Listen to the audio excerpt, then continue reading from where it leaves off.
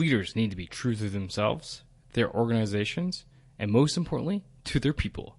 Today, with the intense pace of daily activities, obligations, and the never-ending stream of information through social media, it is difficult to remain focused and mindful of our actions and surroundings.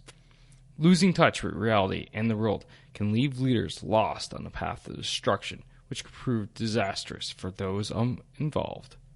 Today, my guests, Ora and Nadrich, and I discuss how individuals can use mindfulness to decompress, how leaders can use mindfulness in their daily lives, how leaders can bring mindfulness into the workplace, and a number of other topics. Ladies and gentlemen, welcome to the Moving Forward Leadership Podcast, episode 87, Lead True, with Mindfulness with Ora Nadrich.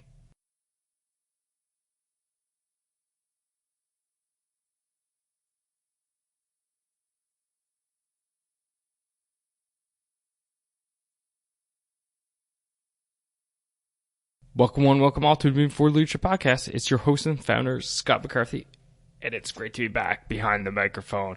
Yes, I know I took a bit of a break, and I'm not sorry about it, honestly. I won't say I'm sorry at all, because us leaders, we need it, and it was definitely needed for me, my family, and just the change in situation we got going on here. So it was good, but like I said, it's great to be back. It's great to be back talking to you, the leader, the person who's looking to develop their leadership skills, the seasoned leader who wants to learn more, or you know what, you're just trying to figure out this leadership journey. I'm here. My world-class guests are here for you to help you move along in that journey. And it's great, folks. We've got another great guest here again today on a topic which, you know what, is it true leadership, core leadership? Are you going to find mindfulness in leadership books? No, probably not. But guess what? We should, especially in today. We should be hearing about this topic. We should be talking about this topic because people are burning out. People are losing sight. People are just losing themselves. Families are getting destroyed because the obligations, the stress levels are so intense, and we lose sight. We're no longer mindful of our surroundings, ourselves, our people, our organization, our stress levels, all of the above. And that's why we need to have this topic. We need to have this conversation. And that's why I brought Ora into the show. So, who is Ora? She's a certified life coach. She's a certified mindfulness meditation teacher. She's the author of Says Who? How One Simple Question Can Change the Way You Think Forever. And she's also a frequent blogger for Huffington Post, MindBodyGreen, You Beauty, You Health, etc., etc. She's been in women's health. She's been on over 100 radio shows. So you don't want, she is super credible. She's super informative. And most importantly, she's a great talker. Me and her, we have a great conversation about mindfulness and leadership and bringing the two together for you. So that's it for today. I'm not going to drag this interview out, this intro out too long because it's been so long. And I want to get the show out to you. So ladies and gentlemen, sit back, relax, and enjoy my conversation discussing Lead True with mindfulness between myself and Ora Nadrich.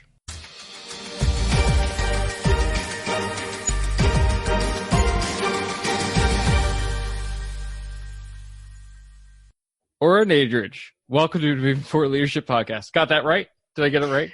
You did get that right. All right. I saw it. So for the audience, they're probably wondering, what the heck kind of intro is this? We were just having a big conversation about people's last names, and I wanted to make sure I got her pronunciation right because to me, respect is important. So there we go. Ora Nadrich. Welcome. So one of the first things I love doing with the guests is just getting to know them and a bit about their background. So why don't we start there? A bit about yourself, who you are, where you come from, and most importantly, how you got into what you're doing today. Well, how far back do you want to go? Because I'm an LA girl. I grew up in Los Angeles, California. I'm here now. And let me take you up to really where my journey began, that brought me to where I am today. Because we could talk for hours about, my past. In that, grew up in LA. I'm one of 4 kids. Lost 2 of my siblings, my brother and my sister, Esther. And, my book that's out right now, Live True, and my first book, Says Who, really was inspired by my sister, Esther, who suffered from mental illness. She had a mental break. It's called different things: mental breakdown, mental break, psychotic break. There's different explanations for mental illness. And she was afflicted with mental illness when she was not quite 20. She was diagnosed with schizophrenia and manic depression. And that really just turned my world upside down. I was really a very happy little girl. I loved to dance. I knew I wanted to be an actress when I was young. And when my sister had her breakdown, it just, like I said, it just turned my world upside down. And what that did, Scott, is it got me to basically go within and realize there's a lot more going on to this life than we may know. I was young, I was impressionable, and when she was diagnosed with mental illness, I went into fight or flight. Mm-hmm. And when we go into fight or flight, we're in a really heightened fear state. And that's what happened to me. And when she had her breakdown, I so strongly identified with it and got so afraid that I thought the same thing was going to happen to me, that I was going to be afflicted with mental illness as she was. So that's really the background. I mean, there's a lot more, and you can certainly ask me questions about that. But that's really what got me on this path, even though I didn't know it at the time that I was going to be doing the work that I'm doing now because I was young. What happened to me basically is that I started to experience deep anxiety, and I didn't know why. Fast forward, I became an actress. I was an actress for 10 years. And while I was an actress, I was suffering from anxiety. And I tried to kind of keep it down, if you will. And I did a pretty good job of it until it started to get worse. And I knew I needed help. Went on a very deep psychospiritual journey, which got me into Jungian analysis. And that was really the beginning of me starting to do the work on myself to understand the workings of the mind better. So that's really the background, if you will, that got me to embark on this journey about who are we, what are we doing here, and what is the thinking mind all about. That's really, one, horrible. Sorry to hear about your loss, but 2, interesting, because they always say the people who do great things in the world usually have some kind of event in their background that started off, right? So now, obviously, you said that was what kind of led you down this road. So, no, it's super interesting. Yeah, thank you. Today, we know, the audience knows, everybody knows, it's high pace, it's chaos, everybody expects more in a fraction of the time, and you just walk around, you can see everybody just stressed out. And so my question is, how can you explain how mindfulness would be a great tool in order to, help people, I guess, release that stress that they go through in a daily practice on an individual basis? Because I know we're going to talk more about teams and organizations down the line in the workplace, but I think we should start off at the individual first. Yeah, that's a really good question. My work is very mindfulness based. And when I look back at my past and the anxiety that I went through and the emotional and psychological difficulty that I had gone through, mindfulness really is such an incredible tool. Even though I didn't know it at the time, I realized that I came to the application of mindfulness, and it's the basis of my work because it is so helpful for us dealing with our emotions and the difficulties that we may be going through. And what mindfulness is a skill. It's a skill that we all have, but we may not even know that we have it. And it's an inherent quality that we have, like kindness and compassion. And because it's very much in the mainstream right now, people think like, well, what is mindfulness? Like, I don't even know what to do or how to do it. What I say right off the top is that you possess mindfulness just as much as I possess mindfulness. You may not have developed that skill set as much as I've developed that skill set. Its origin is in 2,500 years ago with the Buddha, who basically took himself into the awareness of why we suffer so much. And that became his life journey on the path of awakening.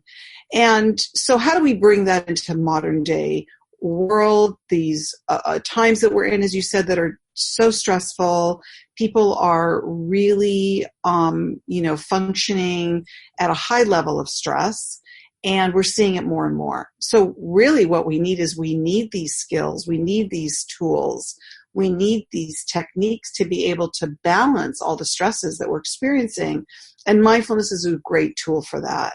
So I can explain it to you more in that how you really can use it in your day-to-day life. And also as a meditation teacher, it's very much the other aspect of sitting in meditation. It's taking the same, let's calm our minds down and go out into the world. That's really what mindfulness allows for, is us to be mindful and aware when we're stressed and when we're out in the world. Absolutely. Let's go down that road of day-to-day life and how we can use mindfulness. I think that would be a huge benefit to the audience out there, because as much as my audience who are leaders or mid-level or organizational leaders, there's some senior people out there listening to this podcast, there's people who are trying to move into leadership roles. As much as they need to worry about taking care of their teams, you can't take care of anybody else until you take care of yourself. So let's really go down that line. Like, how can leaders use this as a part of their daily routine, daily rituals, whatever word you want to refer to it as, to set their tone, or how they can use it based off the situations that are in front of them or the end of the day? Well, what mindfulness does is it helps us become more aware, and it is being in the present moment with total awareness. And that means the awareness of ourselves and the awareness of those around us and the situations or the environments that we're in. So now that's the definition of mindfulness. How do we practice that? How do we practice awareness? Well, this is an incremental practice that we can do, let's just say from the minute you wake up in the morning. We wake up in the morning and we're very, very inclined to jump out of bed, to rush out into our day, because we're busy people. We have jobs. You shared with me that you're a dad. You've got 2 young boys and a wife, and we work and we're busy, right? So we can very easily get swept up in what's called the doing, the busyness of our lives, that we don't take the time to be in our beingness. There's a great quote by the French philosopher Pierre Teilhard de Chardin, and he said, "We are spiritual beings having a human experience." And we're busy in our bodies, running around, doing what we do, having obligations, having expectations, having to fulfill commitments, having to put food on the table for our family, or to lead for those that are leaders out in the world. How do we balance all of the expectations and the stresses that we are facing? We have to find the delicate balance. We have to find things that we can implement in our day, like mindfulness, meditation. Now, people may listen to this and say, "Oh, I don't have time to meditate. So tell me what to do. How can I practice this thing you're talking about called mindfulness, because I don't have time to meditate?" Well, really what that's saying is to take a couple of moments in your busy day to stop, what's called to pause. And when people say, "Well, I don't have time to do that," I don't believe them, because if we don't have a minute or two to just take a time out and literally do something as simple as connect to our breath, and the mindful awareness of saying, "Okay, I'm really stressed out right now. Let me take a couple of deep breaths in and out. let me just connect to my breath, which is a gift that we all have. We are breathing. And if we just do something like connect to the breath, which reminds us that we're alive, we might also drop into gratitude for being alive. So we start to take these moments when we can take them and not come up with the constant excuse like, I don't have time to just even connect to my breath. Now, as much as I might want to encourage people to meditate, I know that not everybody has the time to do that. The next best thing is to, as I say, pause. Take a couple of moments to just, even if you can close your eyes and connect to your breath. That's having a mindful awareness that you are in this moment. You are aware that you need to take this breath to maybe calm yourself down, to be able to neutralize the expectations and the obligations that you feel you have to fulfill, and do something just like that. That's just a little sneak preview of what it means to be mindfully aware. Do you know? That's the easiest thing I can offer up to people is to say, take a moment just to connect to your breath. Can you do that? Because that's putting mindfulness into motion, and we can go from there, and we can build from there. What I'm hearing is I'm starting my day off completely wrong. Because my watch alarm goes off at 5 a.m. I hit the floor, and by 5:15 I'm doing some kind of exercise. Okay, so that's your routine, and here's what we do is we each of us have our routines, and that's a form of discipline. So I don't want to diminish that. That is, it's not that you're doing something wrong. You have created a routine for yourself, and routines are good. In that when you're exercising, that's another way for me to explain mindfulness. When you're exercising, you're present. Now, your mind may be thinking about a bunch of different things because our minds think between 40 and 70,000 thoughts a day. Mm-hmm. So our minds tend to wander. And for anybody who exercises, we know that even when we're exercising, our mind can wander. But if we stay present with what we're doing, and we're really there without thinking about what's going to happen later. Oh my God, you're lifting weights and you're thinking about the pressure of maybe what's going to happen later in the day. A mindful awareness might be to catch yourself fast and go, oh, there I go. I'm worrying about what's going to happen later on in the day, or, oh, I'm really begrudging or lamenting what happened yesterday, and I had maybe a misunderstanding with somebody. You start to see how unpresent we are.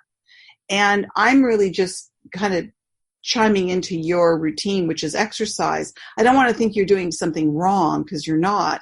But why don't you bring some mindful awareness into what your particular routine is? And that is that the alarm goes off, you get into your exercise routine, and then how can you be more present with what you're doing? So I know, Scott, that we jump out of bed like a ball out of a cannon. Most people do. If you have a moment or two to open up your eyes, and again, just to connect, put your hand on your chest, feel your chest rising and falling, that you can acknowledge, hey, I'm here. I'm alive. I'm in gratitude. How long did that take for me to say that? Less than a minute? Oh, yeah, like 20 seconds maybe? Right. So then you get out of bed and you're like, okay, going to go exercise. If we did that, if each of us could start our day connecting to ourselves and being in that gratitude moment, and all it takes is really a moment, then what that does is it starts to build on itself. And it's a great way to set the tone for our day. So I really encourage people to try and find that moment, that sweet moment where they can just drop in and go, I'm another day alive, and I'm grateful for that. No, I definitely like that idea, and I probably should implement that a bit more. Just, like you said, that 20 seconds, stop, open my eyes, realize I'm awake, close them again, and then just take a couple seconds. Do you know Mark Divine at all? No, I don't know. Mark Divine's a former U.S. Navy SEAL commander. I had him on the show quite some time ago now. And he talks about box breathing. And so basically 4 seconds inhale, 4 seconds hold, 4 seconds out, exhale, 4 seconds hold. And that's a great meditation. I didn't call it that. I've never heard it called that. Yeah. I've advised the counting 1, 2, 3, 4 breath. Right. So it sounds similar. The 1, 2, 3, 4. Yeah, same principle. Yeah. Yeah. Anyway, the moral of the story is even just taking 20 seconds and just doing a few rounds of that would probably set me or set anybody up for success for the day, right? Just taking a moment to basically calm yourself before you even get out of bed. And yeah, what's helpful about that is because you can always return to that moment later on in the day. Mm-hmm. You see, when we find our center, when we connect to our inner core, I like to think of that like as my solar plexus. It's like you can connect to whatever is your core for you. Some people like to connect to their heart. If you go into the chakras, it could be your heart chakra, be your throat chakra, it could be your solar plexus. There's many places to connect. I think of it more as in my solar plexus, like the gut. It's like the seat of the soul in a way. Mm-hmm. When I do that, if I connect in that place within myself and I really take in what that feels like, then if I'm having difficulty later on in the day, I can return to that place. It's like my anchor. It's like my inner anchor, if you will. Do you know what I mean? And the more we develop that, the more we can return back to it at any given moment in the day, or our breath, like, me using that as an example, or our breath, so that we don't get tripped up in our day. We don't get tripped up in our day. We don't get spun out. Something can happen and set us off in a nanosecond, and we can go in reactive mode. Taking even a breath in and going, I'm about to say something I don't want to say. This is mindfulness. What I'm really explaining to you, Scott, is these are different ways in which we practice mindfulness. Mindfulness is having a present moment awareness of who we are in the moment of which we are in. And that means how we're feeling, how we're behaving, what are we saying, what are we doing, what are we about to say, or what are we about to do. We become so present and aware of who we are that it starts to become more seamless as we go from moment to moment to moment. Now, it's a practice, it's a discipline, just like anything else. It's something that we strengthen like a muscle, and the more we do it, the better we get at it. I can see being strong in mindfulness being super beneficial for crisis management, because totally, the more that you talk about it, the more I realized I was actually being trained in this prior to deploying to Kandahar, Afghanistan in 2009. Because part of our training was crisis response, incident management. Right. i.e. something happens, something bad obviously happens. And one of our instructors was telling us how to take what he referred to as the condor moment, i.e. take a breath, relax, shake your head out, figure out, now take a second and then figure out, okay, what's happened, what's wrong, now start developing a plan. Basically just taking that moment to go, that's right. Okay. And now I'm carrying forward and trying to resolve the situation. That's exactly right. For crisis management, for self-regulation, there's so many things that it does that benefits our sense of self and how we're being in a moment. And another thing, that I want to bring up about mindfulness is that, whatever work people do, whether they're in service, or they're in a stressful job that might be jarring and might be crisis oriented or crisis management, what mindfulness does so magnificently is it helps us release the moment that we've been in and the difficulty that we may have experienced in that moment, and to then recognize that we're now in the present moment so that we're not in the same situation we were in before. We may have the memory of it and it might be unpleasant for us, but I even have that in my book, Live True, present moment memory, that we can actually take a memory that's unpleasant, that happened to us in the past, and not let it afflict us in the present.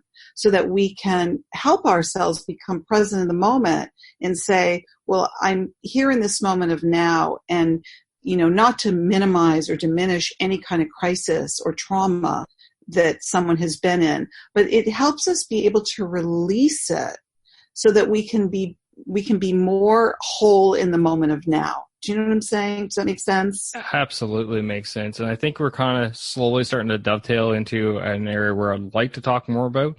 And that is, obviously, this show is about leadership, people leading teams, organizations. So how can leaders bring this more towards the organizational side into their teams and basically into the workplace? What's your thoughts there? Well, mindfulness, I think, is an absolute beneficial tool to bring into the workplace for sure. And I think that by bringing that into the work environment or team environment, it really helps people work in a more cohesive way together. Do you know? Mm-hmm. So there's many different, sort of mindfulness tips and tools that you can use depending on, how much time you have. The breathing exercise is a perfect example. There's something, where you take a pause, that if you're working in an environment with people, that you implement time in the day, that you have the pause, that you can work with your coworkers. There's something called noting, where you can note whether something is stressful for you in the moment and maybe take your own personal pause. This could be something that you do on your own, that you have these steps, if you will, that you can walk yourself through, whether it's silently with yourself or if a work environment allows for it, and it's an employer-employee situation, that you allow for that with your workers. You allow for that with your teammates, so that mindfulness is brought into the environment, and it's understood that it's practiced, and it's understood that that it's implemented in a way that everybody's on board for it. Do you know what I mean? Mm-hmm. So I have a whole mindfulness, structured list that I have brought into for the workplace that has, anything from as many as what you can allow for in an environment, 4 tips, 2 tips, 10 tips, so that you can implement that in the work environment, which I think is absolutely essential. There's just too much stress that's going on. The World Health Organization just named workplace burnout a disease. That's horrible. Yeah, it's really, really bad. People are stressed out. They're really stressed. And, this is something that we need to address, on all levels, in that we don't want stress to become so bad that it becomes debilitating for people and they're suffering silently and nobody knows it. And suicide rates are high, as we know. Depression. There are too many things that, if stress management isn't addressed, and I think mindfulness is, again, an excellent tool for that, then unfortunately a lot of people are stressing silently, and it can go into a real crisis situation. I'm divided because I got 2 things in my mind, 2 avenues that I want to go down. So you talked about some practical ways that leaders can bring mindfulness exercises to the workplace, which I definitely want to talk about because I'm all about practicality, and I love bringing lessons for the audience so that they can basically take it as soon as they listen to the podcast and implement it at work. But you just kind of hit something which I wanted to dig at a little bit deeper, in that you talked about stress, you talked about suicide rates. This show is obviously geared towards leaders. Now, statistically speaking, most leaders of organizations are men, statistically speaking. Mm-hmm. The greatest number of leaders out there are male.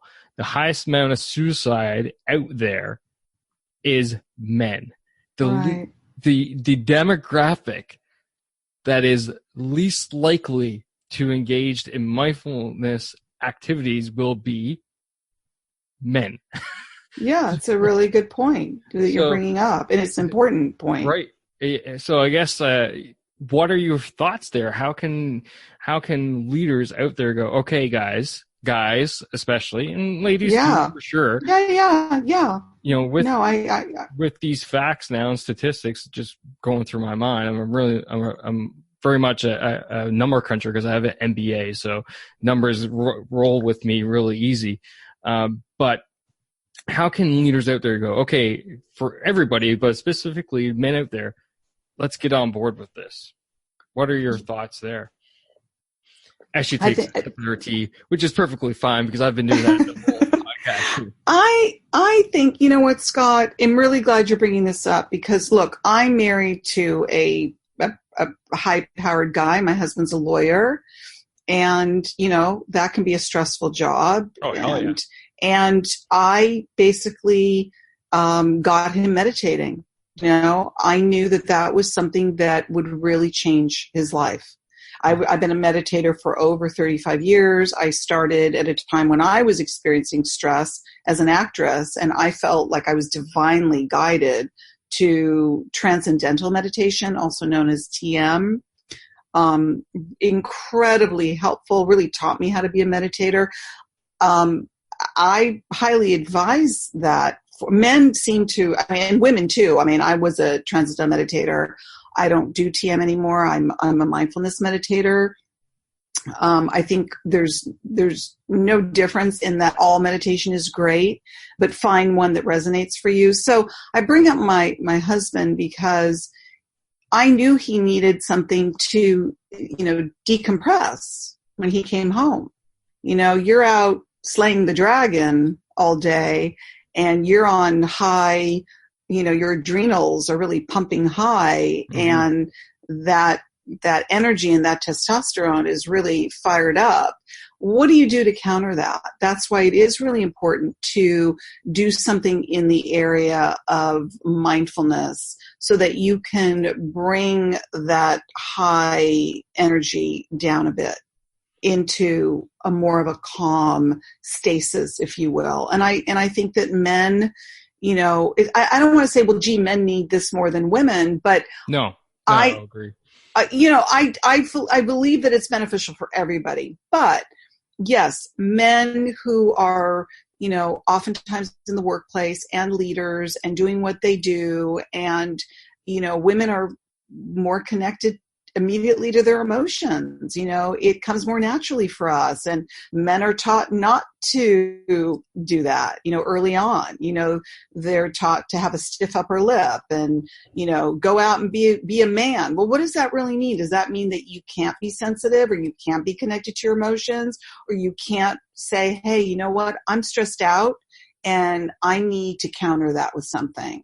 Do you know that you don't have to keep carrying the weight of the world on your shoulders? It just comes more naturally for us to counter it. We do things like have spa days, and we do things like, you know, get massages, and, you know, our self-care comes more readily for women and not as easily for men. So having said that, I highly recommend things like meditation and mindfulness and practicing something that really can, like I said, bring down the intensity a few notches so that you can feel that, you know, sort of calmness, if you will. And I saw that with my husband. I saw that he took to it like a duck to water. And what he did is he would come home and he needed the time. TM, Transcendental Meditation, is recommended to do twice a day. You're given a Sanskrit mantra that is personal to you, and he would go in a quiet place and he would meditate, and I immediately saw it really diffuse the energy to calm it down. So you start to see it. You know, there's a lot of, you know, scientific research on meditation today, and they could see the changes in the brain. Do you know? So I highly recommend these applications. These technologies are available for us today. We just have to be willing to do them. Right. And a lot of it is getting past that whole stigma, and as well just putting the ego to a side and saying, hey, I do need this. I do need to take, you know, even a couple of minutes and go through these exercises. Well, yeah, you know, and also, you know, Scott, if you really delve further into meditation today, athletes are doing it, Right. whether they're, the NBA athletes or the NFL athletes, or there are all sorts of guys that are embracing meditation. I think it's fantastic. And it's, I think it is destigmatizing or demythicizing what people think meditation is, like some kind of woo-woo or out there thing. No, it's not. It's not that at all. That's right. No, I totally agree with you. Okay, cool. I like that. I really like that that little side tangent chat, but it's definitely something that was worthwhile going down. So let's boomerang back. How can leaders incorporate this with their teams on a daily basis? Should they be starting at the beginning of the day? Should they be starting at doing something at the end of the day? Yes. Beginning of the day, the beginning of the day, because what it does is it jumpstarts the day. It's like a springboard. It's your launching pad. Do you know what I mean? Right. You want to start with that kind of foundation. You want to start with a foundation, whether it's, I highly recommend the breathing exercise. You spoke about the gentleman that told you about it. I think the counting 1 to 4 meditation, whether it means taking an inhalation in 1, 2, 3, 4, exhalation 1, 2, 3. 1, 2, 3, 4. 5, inhalation, 1, 2. I'm sorry, I'm getting my counting. Inhalation, 1, 2, 3, 4. Exhalation, 1, 2, 3, 4. You keep counting. 5, inhalation, 1, 2, 3, 4, 5, 6. Exhalation, 1, 2. You can count as much as you want.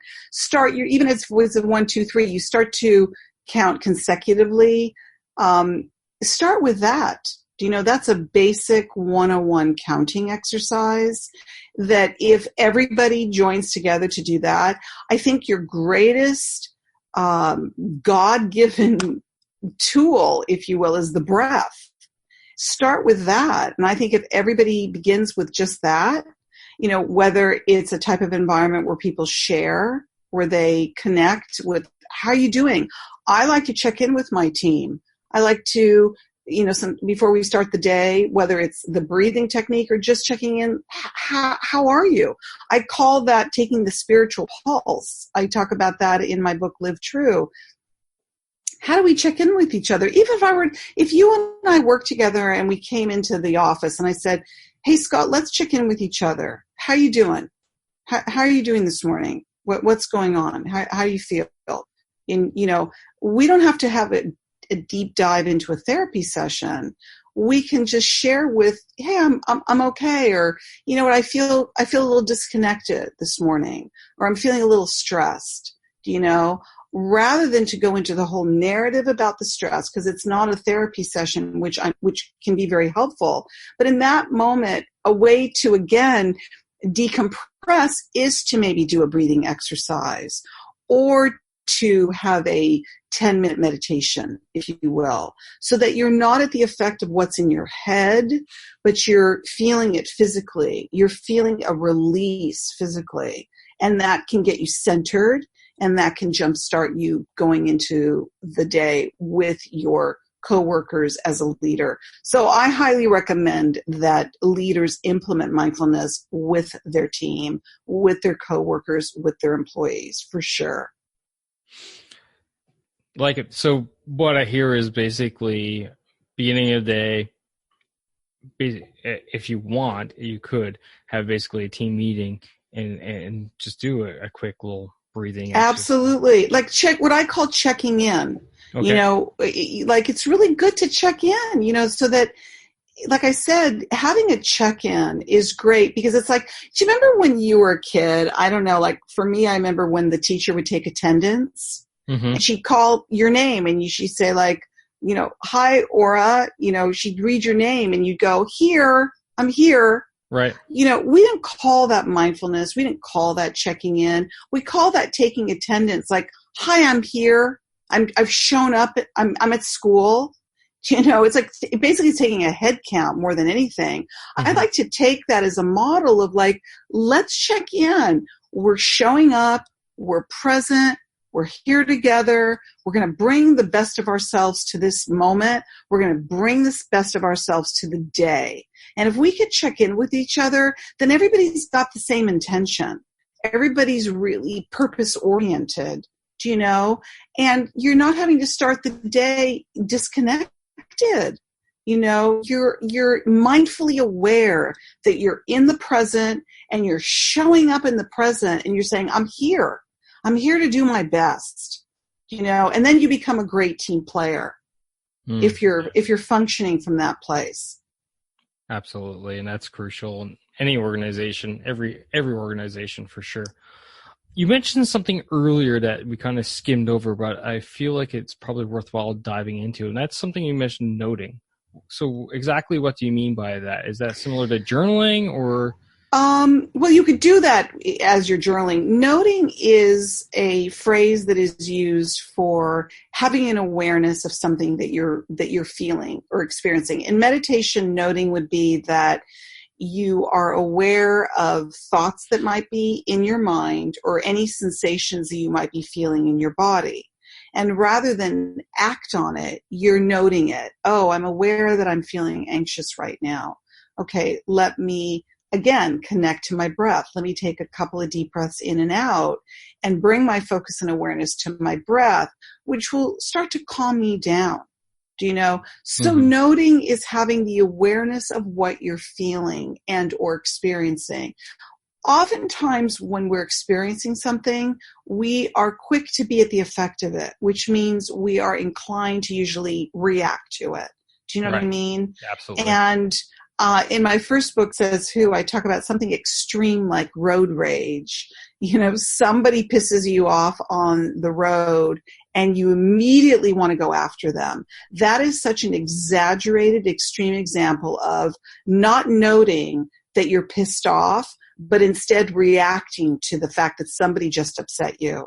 Noting would be, wow, I'm really pissed off right now. Let me be with that. Let me take a couple of deep breaths so I can bring the energy down and I can go out of reactive mode and bring myself into just observation mode. Observation is having an awareness that you're pissed off rather than acting on it. And remember that saying like, throw somebody in a cold shower if they sort of need to come to attention. It's like you need to become aware. Suddenly aware is that you could be, and I'm not talking about in a drunken stupor. I'm just saying you really need to come to your senses. Well, we need to do this sometimes very unexpectedly in the day when we're thrown a curve ball, or something happens that upsets us. And we don't have the luxury of reacting to something because what's it going to really do that's going to benefit us anyway? So noting is note to self. I'm noting that I'm feeling anxious in my body. Can I be with it? Let me take a couple of deep breaths in and out to neutralize that energy, to neutralize the anxiety that I might be feeling. So that's really what noting is. It's bringing the awareness to something, whether it's in your body that you're feeling or it's a thought that you have, so that you can work with it. And I have something in my book, Says Who. It's called the Release and Replace Technique. Really helpful in that, let's just say you are noting that you have a thought in your mind that's weighing heavily on you or it's irritating you. Noting would be, okay, I'm having a thought right now that's upsetting me. Can I release this negative or upsetting thought and replace it with its positive counterpart? Do you know? So it might be even the self-talk that we have, that we could say something like, I'm an idiot, I'm a loser, I'm not going to succeed at this, I'm not going to get this done. We all have that inner critic. Mm-hmm. So noting could be the awareness that the inner critic is active, releasing that negative or critical thought and replacing it with a positive counterpart. Like, I'll get through this. I'm okay. I'm worthy. That's another technique that can be extremely helpful. Wow. Yeah, I'm almost speechless here, which is uncommon for me. These are, Scott, here's what I want to say about what we're talking about. These are tips and techniques and skills to have in our back pocket so Right. that we can get through our day, and not feel that we have to do it alone and not feel that we have to carry the weight of the world on our shoulders. We all could use the help. And that's the beauty of mindfulness. Absolutely. And the thing that's really going in my mind is, one, it's simple. It's it's actually easy if you think about it. How hard is it to think like, oh, the road bridge example, for example, it's like, oh, I'm ticked off with that guy, but maybe they're in a panic rush for something that's really good reason. And 9/10 of the time, it's probably not true, but still, if you note it that way, you're like, oh, well, go ahead, go ahead, get in front of me and get to wherever you're going faster. Yeah, maybe they're having a bad day. Maybe they just experienced something and they're feeling really, the flip side of sadness can be anger. Absolutely. We don't know what's going on in people's heads. What we need to do is we need to know what's going on in our own heads. For sure. And what I'm thinking is, like, how can I use these basically tactics? I want to use military jargon now, and use them for not only just myself, but as well get my people to use them. So if I see someone who obviously looks stressed, and like, okay, stop, breathe for a couple seconds, and then let's talk about, or if they come in, they sit down and they're talking to me, oh, I can't get this done, and blah blah blah. What are some tips for leaders out there when they're in that situation, when they recognize that their people are the ones that are stressed out, that are having these types of thoughts? How can they almost use this to their benefit to get them to calm down, to relax for a second and start to think clearly? I think any kind of breathing technique or exercise is an absolute shifter. It's a game changer. I think if you're seeing someone that's really under duress or they're stressed out, you can say to them, hey, let's take a couple of minutes, and whether you encourage them to do it on their own or coworkers do it with each other, or a leader or a boss wants to do it with one of their workers, however that works for you, whatever's comfortable. But even if you said to someone, look, I can see that you're visibly upset or that you're stressed out, why don't you take a couple of minutes to breathe? Why don't you take a couple of minutes to just close your eyes, connect to your breath? There's a lot of ways. Again, there's the counting, breathing. There's the putting your hand on your chest, feeling it rising and falling. Even if you say that silently to yourself with every breath, rising, falling, or falling away. You start to say this yourself, and you can, again, as I said, do it enough times and you're going to start to feel more of a calmness, So I really encourage the breathing you can also create a mindfulness meditation where you get everybody to meditate even if it's for 10 minutes. And you can do just a breathing meditation where you sit quietly together. You can sit quietly, on the floor, make sure that people are comfortable. Some people need to sit up against a wall because of their back. If there's chairs provided, you could do that, where you close your eyes and, again, put your focus and your awareness onto your breath. So people start to locate their breath. We can all locate our breath. What helps us even locate it even deeper is to take a couple of deep breaths in and out. Take a deep breath in. Let it go. Take another deep breath in. Let it go. And say if someone's leading the meditation, if your mind begins to wander at any given moment, it's okay. Just observe the activity in the mind without judgment and bring your focus and your awareness back to your breath, because sometimes people think they have to stop their thoughts when they're meditating. What you want to do is you want to bring your focus and awareness back to your breath, which will shift your focus off of your thoughts and put your focus and your awareness onto your breath. Where the noting in the meditation comes up is you know, be aware of any sounds, thoughts, feelings, sensations in your body. You could hear somebody else talking. You could hear someone next to you breathing. You might hear somebody sneeze across from you. Simply observe them like you're a witness, like you're literally sitting next to yourself and just watching yourself sit and breathe.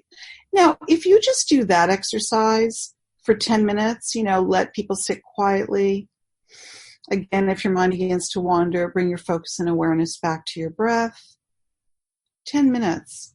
And then bring your awareness back to sitting in meditation and get ready to transition out of the breathing, out of the meditation, and gently and slowly open your eyes. That already calms me down when I do that. I immediately go into like, whew, okay, wow. And if you started that with people, not everybody can start with a meditation. I get that. Find what works. Do something, whether it's breathing, connecting to your breath, encouraging someone to take a couple of deep breaths in and out, or actually sit in meditation for 10 minutes. You're going to see the shift happen. And if you started your day like that with your coworkers as leaders, you're going to start to see that people really like it.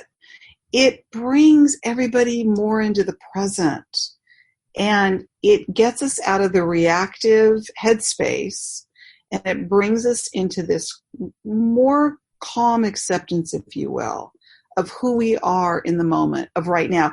Because the most real moment there is the moment that we're in right now. It's like we're not doing anything else other than what we're doing. You and I are here in this moment. We're talking. We're present. That's what we're doing. So let's be present in what we're doing. Do you know?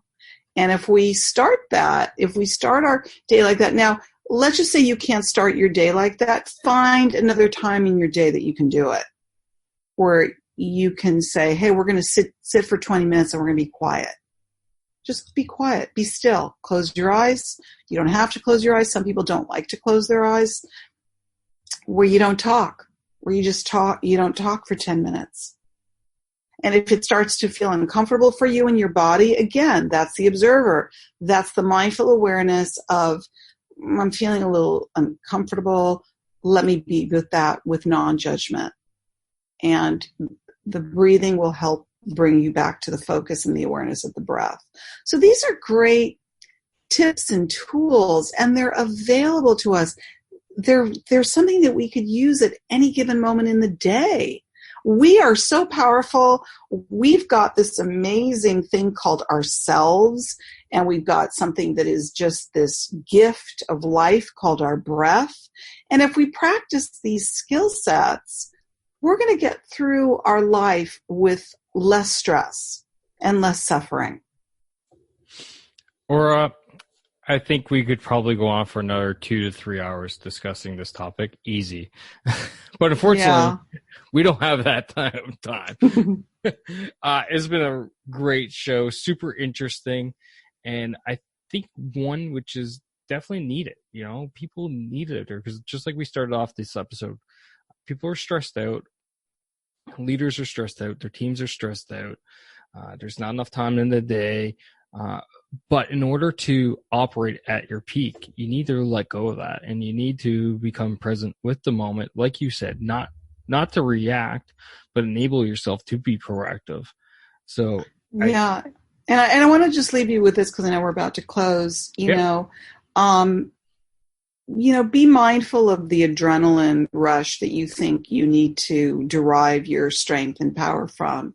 There's a real strong, sometimes a quiet power within. If you observe athletes, they are very centered. They have to connect to that core that I talked about. It's like you want to go out and play the game. You want to go out and win. You want to go out and be successful. You got to be centered. You got to connect to your core. And that is a powerful thing to do. Yeah, for sure. Not to start another topic, but flow state is definitely not from adrenaline, right? Right, exactly. Anyway, so in wrapping up, let's flip the mic over, so to speak. and let yourself, give yourself a shameless plug. Where can people find you? You've mentioned 2 books at least. Is there a third that you haven't mentioned? Well, I'm writing that 3rd book right now, so that's in the works. My 2 books, Says Who, How One Simple Question Can Change the Way You Think Forever, which is a whole questioning process to ask yourself another technique to really address and challenge those negative and fear-based thoughts so that they don't take you hostage. It's like you have to know how to master your mind, and Says Who really helps you do that. And Live True, A Mindfulness Guide to Authenticity, which is my book that's out right now. And that book is just chock full of how to be present and be authentic to who you are. It's got a meditation after each chapter. And these books are really full of tools to help you, and everything we were talking about, Scott, like how to help you get through your day, how to get through life by being so much more connected, so much more centered, so much more real, and so much more empowered as your most authentic self. It's very empowering for people. So I encourage them to check that out. Awesome. For the audience, as always, it's going to be easy for you guys. Just check out the show notes. All the links are going to be there, plus more. Or again, thanks for taking your time, coming out, empowering the audience and me with your wisdom. It's been a pleasure. Thank you, Scott, for having me. And great. Take care. Okay. You too.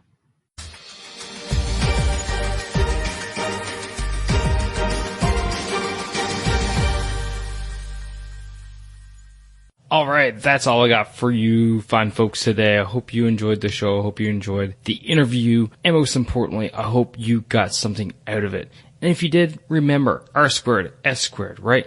Rate and review the show so that it gets a little bit noticed, a bit more. But most importantly, I can help more people, because that's what I'm here for. That's what my guests are here for, is to help more people become better leaders and not being bosses, right? So remember that. R squared, rate and review. S, share the show. Share this show with someone who you think can relate to the podcast as a whole and today's topic. And then finally, subscribe. Subscribe so that you never miss another episode. And you can do that via your podcast playing app of choice through movingforwardleadership.com/subscribe. That's it for today, ladies and gentlemen. And as always, stop bossing and start leading. Take care now.